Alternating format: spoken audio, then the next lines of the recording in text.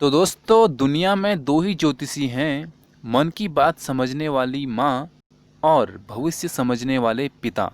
तो दोस्तों इन दोनों का आप सम्मान करें और हमारे माता पिता ही हमारे सब कुछ होते हैं।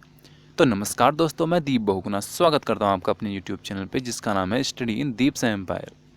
तो गाइस हम पढ़ रहे हैं क्लास 10th की साइंस, जिसमें कि हम केमिस्ट्री पूरी देख चुके हैं और ये है हमारा बायो का पहला चैप्टर जैव प्रक्रम। इस चैप्टर में हम मेनली ये देखेंगे कि स्वपोषी क्या होता है, विषमपोषी क्या होता है, पोषण क्या होता है, ये चीज़ें हम मेनली देखेंगे। तो चलिए दोस्तों बिना देरी के वीडियो शुरू करते हैं। चलिए दोस्तों, तो जैव प्रक्रम में हम सबसे पहले इसमें जो सजीव होते हैं, सजीव के बारे में आप पढ़ चुके होंगे।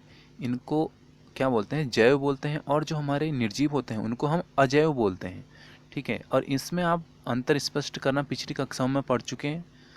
इसके बाद आज की वीडियो में हम ये देखने वाले हैं कि जैव प्रक्रम क्या होता है। तो पहले हम ये देखते हैं कि जैव प्रक्रम क्या होता है।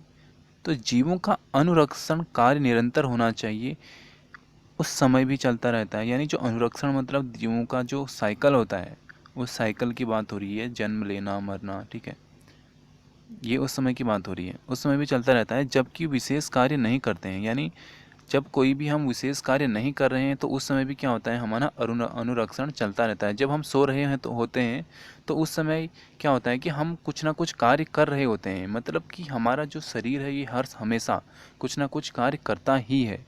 अथवा कक्षा में बैठे हैं उस समय यह अनुरक्षण का जो काम होता है चलते रहता है। अगर हम ऐसे नॉर्मली बैठे हैं तो क्या कर रहे हैं कि हमारी आंखें देख रही हैं, तो ये देखने का काम कर रही हैं। अगर हमने आंखें बंद कर ली तो क्या है कि हमारा हृदय चल रहा है, हृदय चलने का काम हो रहा है। हम को हर समय कोई ना कोई काम जरूर करते हैं। ठीक है, वे सभी प्रक्रम जो सम्मिलित रूप से, अब यहाँ पे ये चीज़ थोड़ा नोट करने लायक है कि वे सभी प्रक्रम जो सम्मिलित रूप से अनुरक्षण का कार्य करते हैं उनको क्या कहते हैं, जैव प्रक्रम कहलाते हैं।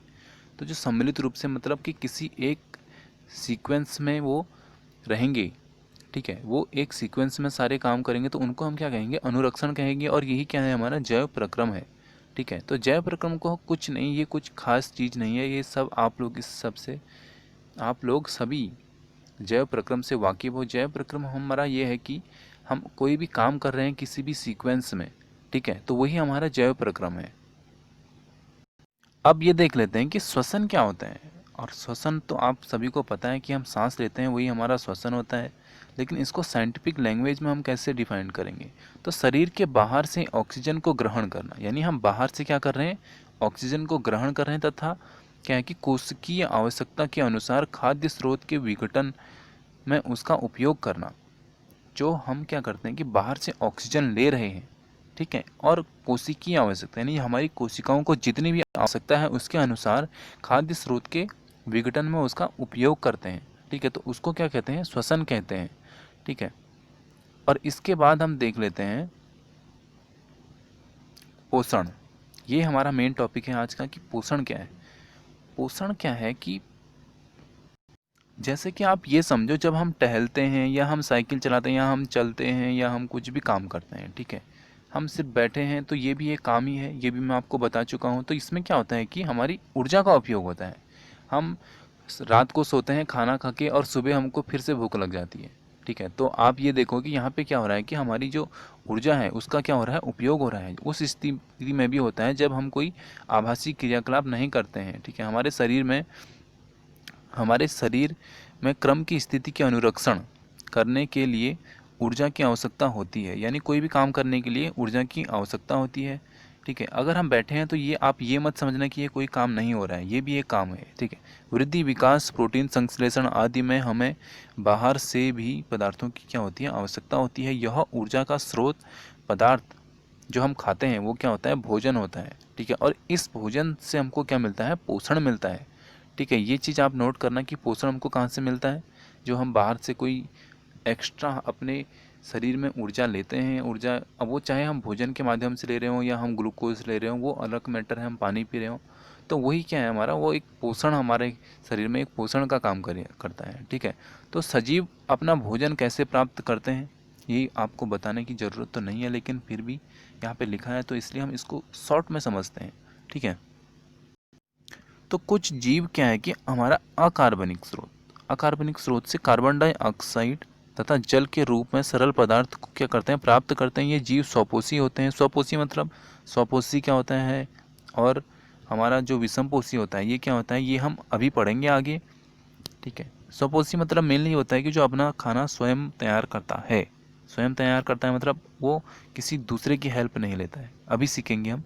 जिसमें कि हरे भरे पौधे तथा जीवाणु आते हैं। तो स्वपोषी मेनली हमारा क्या होता है कि एक तो हमारे हरे भरे पौधे होते हैं, और जो छोटे छोटे जीवाणु होते हैं वो हमारे स्वपोषी में आते हैं। अन्य जीव क्या है कि जटिल पदार्थों का उपयोग करते हैं। इन जटिल पदार्थों का सरल पदार्थों में खंडित करना अनिवार्य है। यानी अगर जैसे कि हम रोटी खाते हैं तो उसको क्या है कि हमारा सरल पदार्थ जो कि हमारा पेट उसको पचा सके, उस अकॉर्डिंग हमको उसको खंडित करना होगा, और ये हमारे लिए अनिवार्य है, ताकि जो हमारा ये जीव क्या है कि संसारण तथा वृद्धि में प्रयुक्त हो सके, ताकि जो हम खा रहे हैं, जो भी हम ऊर्जा अपने अंदर ले रहे हैं, इसका हम यूटिलाइजेशन कर सकें। इसके लिए ज़रूरी है कि क्या करें, हम पहले देखें कि हमने जो खाया है, और जो भी हम खा रहे हैं उसका जो है कि हम छोटे छोटे पार्ट्स में क्या करते हैं, उसको खंडित करते हैं। जैसे कि हम रोटी खाते हैं तो ऐसा कहते हैं कि इसको 22 बार चबाना चाहिए। तो वही वाली बात है कि उसको हम क्या करते हैं, छोटे छोटे पार्ट्स में डिवाइड करते हैं, ताकि उसको हमारा शरीर आसानी से पचा सके। इसे प्राप्त करने के लिए जैव उत्प्रेरक या इसको क्या कहते हैं, जैव उत्प्रेरक का उपयोग करते हैं। इन्हें क्या कहते हैं, एंजाइम कहते हैं। तो एंजाइम क्या है कि जो हम खाते हैं उसको प्राप्त, जो भी हम जैसे कि जैव उत्प्रेरक प्राप्त करने के लिए उपयोग करते हैं तो उसको हम एंजाइम कहते हैं। जैसे कि हमने खाना खाया या कुछ भी, ठीक है। जैसे कि पेड़ क्या है कि पानी ले रहे हैं, पानी सोख रहे हैं पेड़, तो वो भी एक एंजाइम है। किसके लिए, पेड़ के लिए। ठीक है। अतः जो विषम पोषी उत्तरजीविता के लिए प्रत्यक्ष या परोक्ष रूप से स्वपोषी पर आश्रित होते हैं। तो जो हमारे विषम पोषी होते हैं वो क्या है कि हमारा स्वपोषी पर आधारित रहेंगे, या तो प्रत्यक्ष रूप से या परोक्ष रूप से, यानी या तो वो डायरेक्टली रहेंगे या इनडायरेक्टली रहेंगे, लेकिन रहेंगे किस पे, स्वपोषी पे ही आश्रित रहेंगे। ठीक है। जंतु तथा कवक इसी प्रकार के विषमपोषी जीवों में से सम्मिलित हैं।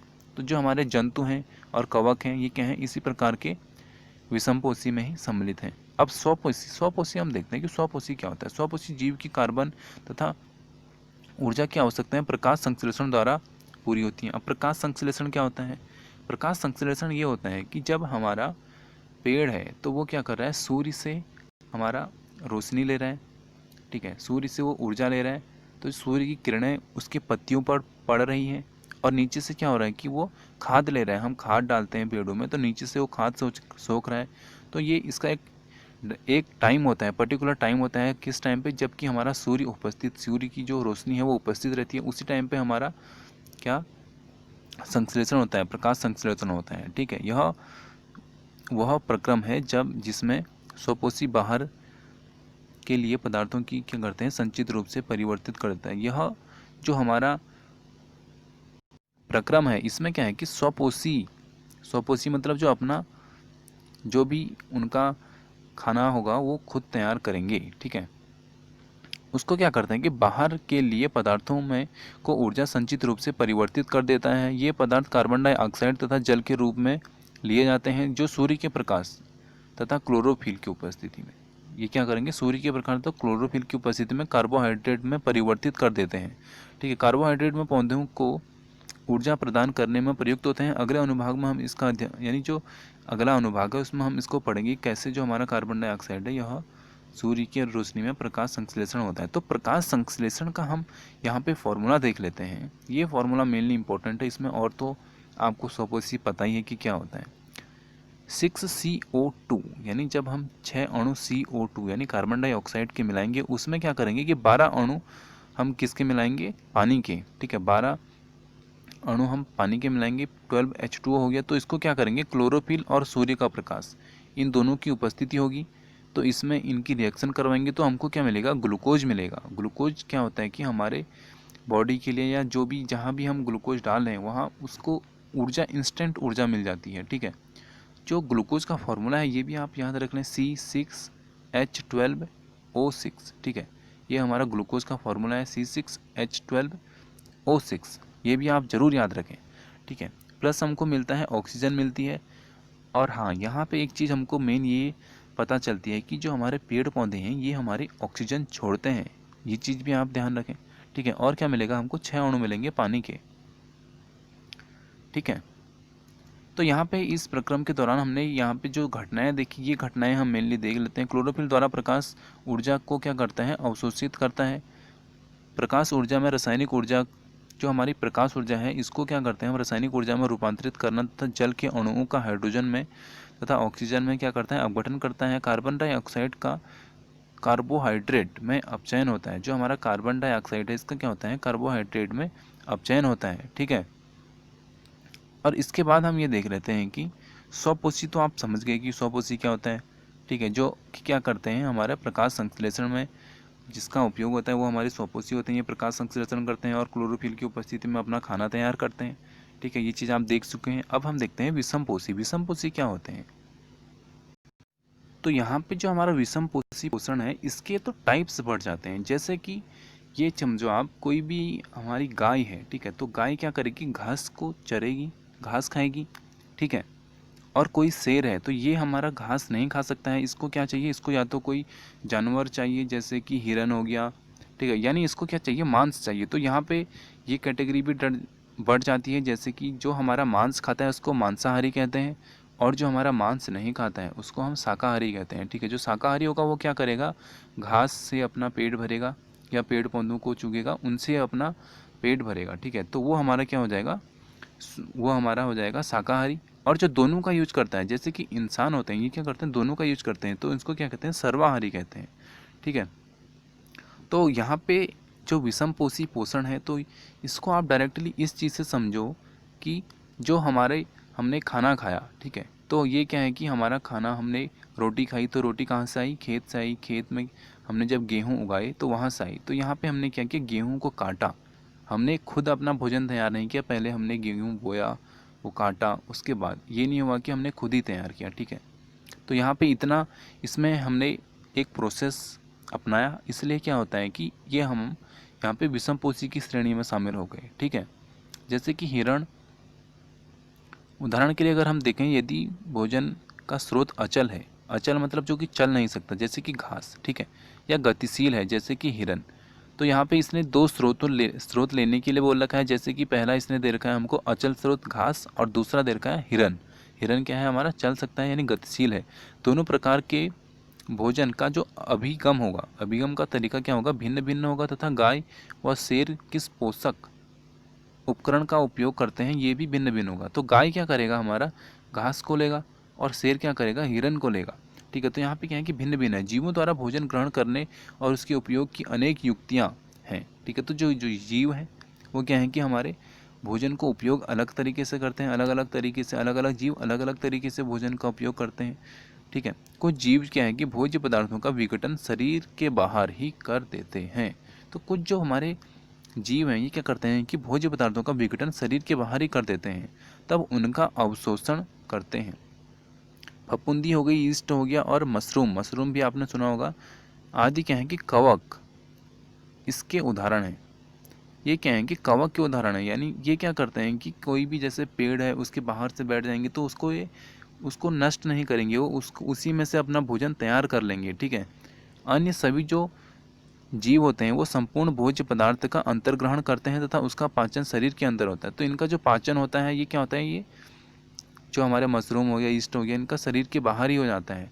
ठीक है। और लेकिन जो जैसे बाकी हमारे और जीव जो होते हैं, जैसे कि इंसान हो गया, गाय हो गई, हिरन हो गया, शेर हो गया, इनका क्या होता है कि शरीर के अंदर पाचन होता है। ठीक है। तो यहाँ पे थोड़ा अंतर भी आ जाता है इसमें।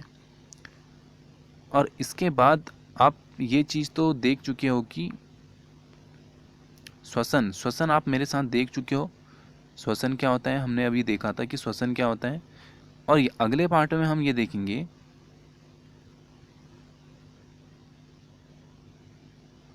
वहन।